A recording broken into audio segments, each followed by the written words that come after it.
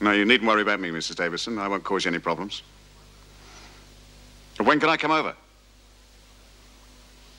I see, not for 3 days. No, I understand. Rules are rules. Well, thank you, Mrs. Davidson. I appreciate that. Thank you and goodbye.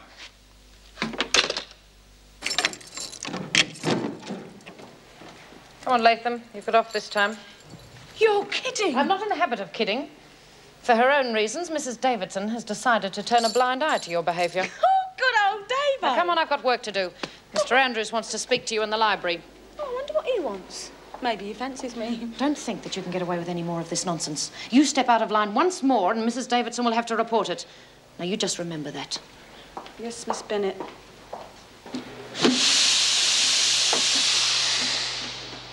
OK, girls, smoke her. Oh, come on. How long are you lot going to keep this up? All right. I am fed up to the back teeth with you anyway. Let someone else do all the planning for you for a change, and they can operate the press as well. I'm taking over this machine. Some people would just get lost. Are you going to get off that chair, or do I have to knock you off? You lend us a fag. Some people round here, they think they can boss everyone around. Well, I'll soon find out it doesn't work no more. Well, from now on, I am looking after number one. And if anyone gets in my way, I'll smack them in the mouth. Oh, don't say you weren't warned. Somebody's got to work the press. What about you, Dor? You can do it. Oh, I'm not strong enough. Well, I don't want to do it, and I'm sick of all this bloody carry-on anyway. You can work it, Jude. Yeah. Well, all right. But I'm not top dog or anything. It's just that somebody's got to work the damn thing. I thought you might have stuck by me. Look, Bea, I don't want to end up being the meat in the sandwich between you and them. I think the whole thing is really stupid, and I don't want to hear about it anymore. Thanks, friend. There doesn't seem to be much work going on around here. Mr. Fletcher, can I go and work somewhere else, please? Why is that, Burns? Well, it's nice to have a change every now and again. Maybe I could work in the kitchen or do some cleaning duties or something. Anything to get out of here for a while. I'll see what I can do. Come on.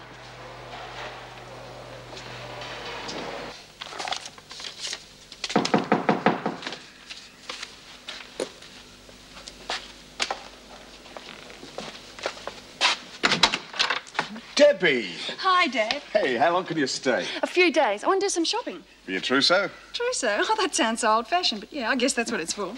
Thought I'd lob in on you for some free accommodation. Well, I'd have been disappointed if you hadn't. How's your mum? Oh, she's fine. And Peter? Oh, he's great. Staying to get cold feet about the wedding bit, though. Hey, he's not going to leave you waiting at the church, is he? Oh, he better not. Oh, it's terrific to see you again, Dad. You can come and stay any time you want to. There's always a place for you here. Oh, thanks. I'll remember that.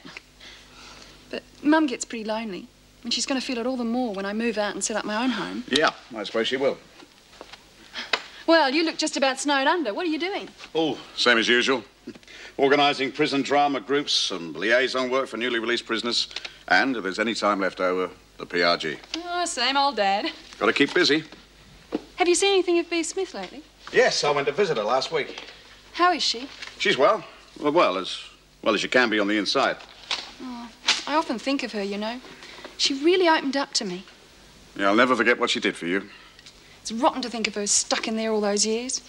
Doesn't give her much to look forward to, unless she has someone waiting for her. How serious are you about her, Dad? Serious? Well, how can I be serious about anyone? I'm still a married man. Oh, yeah. Ball and chain still intact, hey? You're not thinking about divorce or anything, are you? Not at the moment, no. Look, what brought this on? Your mother? Oh, no. It's just that we've been apart so long now, I thought you might have made a decision, one way or the other. No, I haven't made any decisions at all. I've been far too busy. Hey, would you like some coffee? Yeah, I'd love some.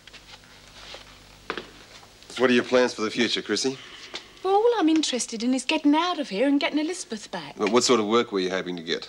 Have you any qualifications? No, they don't give qualifications for what I've done, do they? But there was this social worker once, and she told me that I'm entitled to a single mother's pension. That's right, but it's not much. Oh, well, that don't worry me. Get myself a little job, you know, part-time, cleaning the house, something like that. Get some more dough, I'll be all right. But who'll care for Elizabeth while you're working? Well, I've got some friends who'd like to help. If only I could get out of here. Fat chance of that, though, isn't it? Not much chance of me getting my parole, is there? Why do you say that? Well, it only takes one bad report from an officer and I'm gone. They've already knocked me back twice, you know. And old Vinegar Tits, well, Miss Bennett. God, I hate to think what they call me. Listen, Chrissy, I think you've got a chance this time. Now, Mrs. Davidson's right behind you. The important thing is to make a good impression on the parole board. How am I going to do that? The only thing I'm good at is lying on me back. Here, you reckon any of them would be interested? Now, I suggest you play it very straight when they interview you. Oh, yeah, I will. Now, I realise you wanted to work in here as much as possible or get some money together, but it'd look better on your record if you did some study. Study? You mean arithmetic and history? Oh, look, I'm not any good at that. No, I was thinking of something more practical. There's a course on modern living. This will be useful to you, even if you're released before you complete it. Well, I'm interested in anything that's going to get me out of here. Right, we'll just show up to classes. Have a look at this first. This will give you an idea what it's all about. All right. Thanks. Okay. Oh, by the way, we do have a name for you. Randy Andy.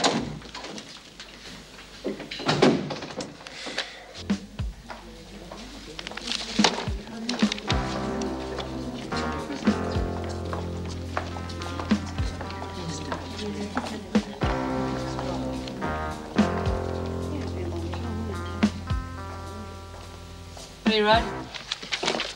Nothing. Oh, okay, if that's the way you feel. I just wanted to tell you you don't have to stop working in the laundry because of me, you know. Yeah, well, I just didn't want to be any part of it. I reckon it's really stupid and it's all going to blow over in a few days. No, I don't reckon it is. Not that easy.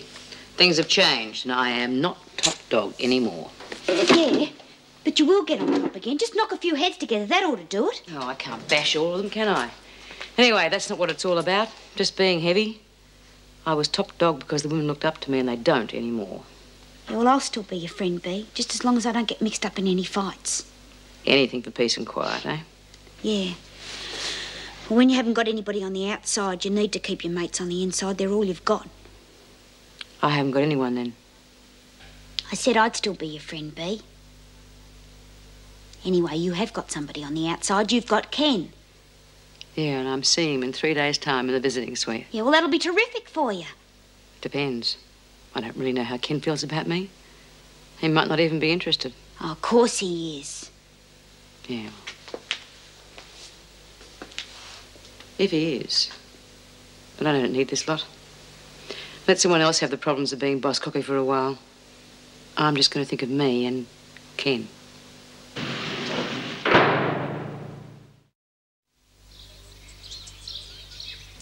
It will be necessary to search Ken Pierce before he sees B. Smith and again when he leaves. Right. However, I want them to be left completely alone during the visit. I can't stress this too strongly.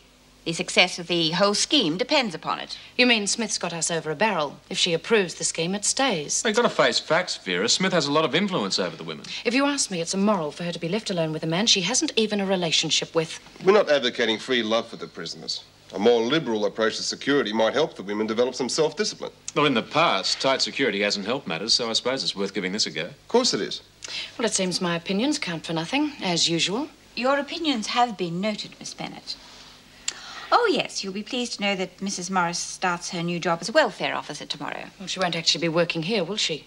She'll be stationed in a city office, but she will be here quite a lot. Wentworth is to be her main area of work. Well, she'll need an office to work out of. The social worker's office has been used for a storeroom for quite a while now. I'll have it cleaned out for her. Thank you, Mr. Fletcher. Her work will involve mainly probationers and parolees, but I would like her to have the freedom to see the women at any time in the interview room or their cells until the office is ready. We'll give her all the help she needs. Good.